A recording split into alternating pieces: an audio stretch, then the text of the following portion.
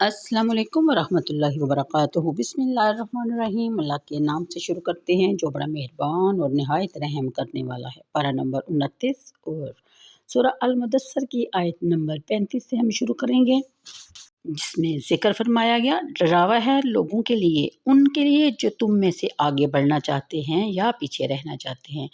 ہر نفس اپنے عملوں میں کروی ہوگا سوائے اصحاب یمین کے جو جنتیوں میں ہوں گے۔ اہل جنت پوچھیں گے مجرموں سے کہ کس جرم نے تم کو دوزخ میں داخل کیا؟ وہ کہیں گے کہ ہم نماز نہیں پڑھا کرتے تھے اور مسکین کو کھانا بھی نہیں کھلایا کرتے تھے۔ یہاں سے ہمیں ایک چیز کا اندازہ ہو جانا چاہیے کہ نماز نہ پڑھنا کتنا بڑا گناہ ہے اور مسکینوں کو کھانا نہ کھلانا کتنا بڑا جرم۔ اللہ تعالیٰ ہمیں توفیق دے کہ ہم نماز قائم کریں اور بھوکے مسکینوں کا خیال رکھیں۔ پھر بیان فرمایا گیا کہ ہم ہرزہ سرائی کرنے والوں کے ساتھ ہرزہ سرائی میں لگے رہتے تھے، یعنی وہ مجرم جو تھے جو جہنم میں ڈالے گئے تھے وہ بتائیں گے، اور ہم جٹلایا کرتے تھے روز جزا کو یہاں تک کہ ہمیں موت نے آ لیا، پس انہیں کوئی فائدہ نہ پہنچائے گی شفاعت کرنے والوں کی شفاعت۔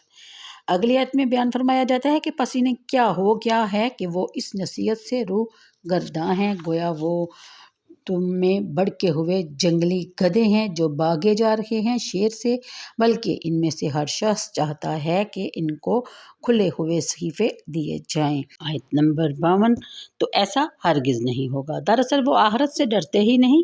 ہاں یہ قرآن تو نصیحت ہے، پس جس کا جی چاہے نصیحت حاصل کرے، اور وہ نصیحت قبول نہیں کریں گے بجز اس کے کہ اللہ تعالیٰ چاہے۔ پھر اگلی آیت میں بیان فرمایا جاتا ہے کہ وہی اس قابل ہے کہ اس سے ڈرا جائے، وہی بچنے کے لائق ہے، یعنی رب کریم، رب ذوالجلال۔ تو یہ تھی آخری آیات کا ترجمہ تھا۔ اب اس کی تفسیر کی طرف غور کرتے ہیں۔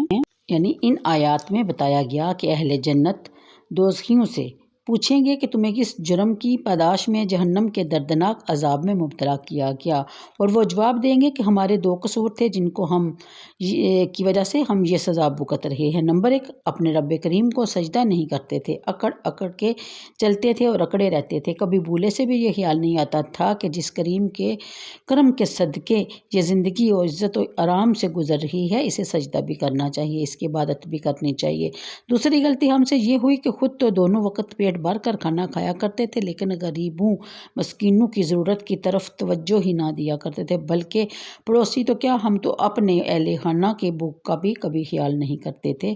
ہم نے کبھی ان کی پرواہ تک نہیں کی کہ ہمارے عزیز و کرام میں سے کون بھوکا ہے یا کون پیٹ بھر کے کھا رہا ہے۔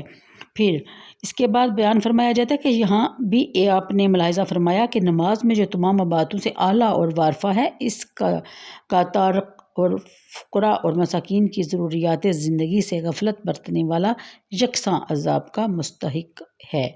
پھر بیان فرمایا جاتا ہے کہ اسلام انسان کے معاشی ضروریات کی بہم رسانی کا کتنا خیال رکھتا ہے اور اسے کتنا خیال رکھنا چاہیے۔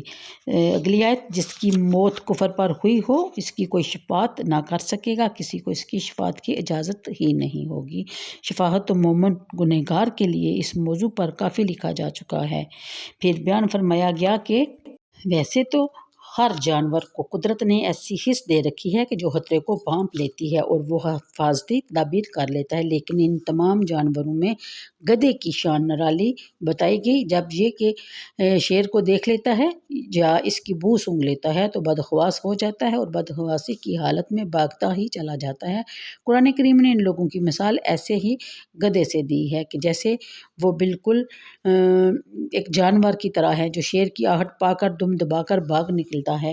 پھر بیان فرمایا گیا کفار مکہ اپنے ایمان لانے کے لیے کئی شرائط پیش کیا کرتے تھے۔ کبھی کہتے ہمارے ان شہروں میں سرسبز کھیت اور شاداب باغات لہلانے چاہیے، یہاں نہریں جاری ہو جائیں۔ کبھی کہتے کہ آپ ہمارے سامنے آسمان پر چڑھیں، کبھی کہتے کہ ایک کتاب لے آئیں۔ بدنیت کے لیے بہانوں کی کمی نہیں ہوتی۔ ان کے احکامانہ مطالبات میں سے ایک مطالبہ یہاں ذکر کیا جا رہا ہے۔ وہ کہتے ہیں اس عمومی دعوت کو قبول کرنے کے لیے ہم تیار نہیں، اگر ہم سب رئیسوں اور سرداروں کے نام علیحدہ علیحدہ آسمان سے خط کی صورت میں ہمیں آ جائیں جن میں ہمیں مسلمان ہونے کی دعوت دی جائے، تب ہم ایمان لانے کے بارے میں غور کر سکتے ہیں۔ اللہ تعالیٰ کو کیا پرواہ کہ کوئی ایمان لائے یا نہ لائے، لوگوں کو اسلام کی ضرورت ہے۔ اسلام کے بغیر وہ گمراہی کی تاریکی میں طریقے سے نکل ہی نہیں سکتے۔ اس شمع جمال پر پروانوں کی کوئی کمی نہیں۔ پھر اگلی آیت میں بیان فرمایا گیا کہ ان نامعقول مطالبات کی وجہ بتائی جا رہی ہے۔ ان کی اصل بیماری یہ ہے کہ ان کا آخرت پر ایمان ہی نہیں، اس لیے یہ ایسی احمقانہ باتیں کرتے ہیں۔ اگر انہیں یقین ہوتا کہ مرنے کے بعد انہیں پھر زندہ کیا جائے گا اور اللہ تعالیٰ کے سامنے انہیں پیش کیا جائے گا اور ان سے ان کے عقائد اور اعمال کے بارے میں باز پرس ہوگی تو وہ کبھی ایسی باتیں نہ کرتے۔ پھر بیان فرمایا گیا قرآن کریم تو پند و نصیحت ہے، یہ غافلوں کو خبردار کرنے کے لیے نازل ہوا ہے۔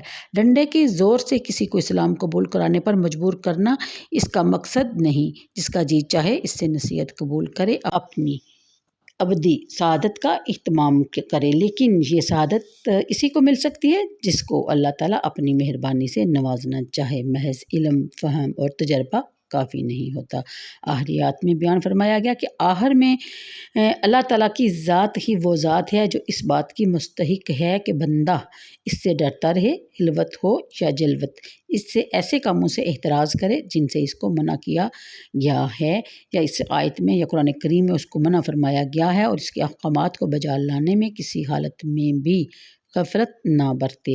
اور اس کے ساتھ ہی یہ بھی بتا دیا کہ یہ بھی اسی کی شان ہے کہ جب کوئی بدکار اور رسوا کی بارگاہ میں معافی مانگنے کے لیے حاضر ہو تو اس کو معافی فرما دے۔ اس کی رحمت بے پایہ ہے، اس کی بخشش عام ہے، اس کی مغفرت کا دامن بڑا کشادہ ہے، وہ جسے چاہے بخش دیتا ہے۔ اور پھر اس کو جو خصوصی طور پر اللہ تعالیٰ سے اپنے پچھلے گناہوں پر نادم ہو کر سچے دل سے توبہ کرے اور معافی مانگے، اس کی بخشش لازم ہو جاتی ہے۔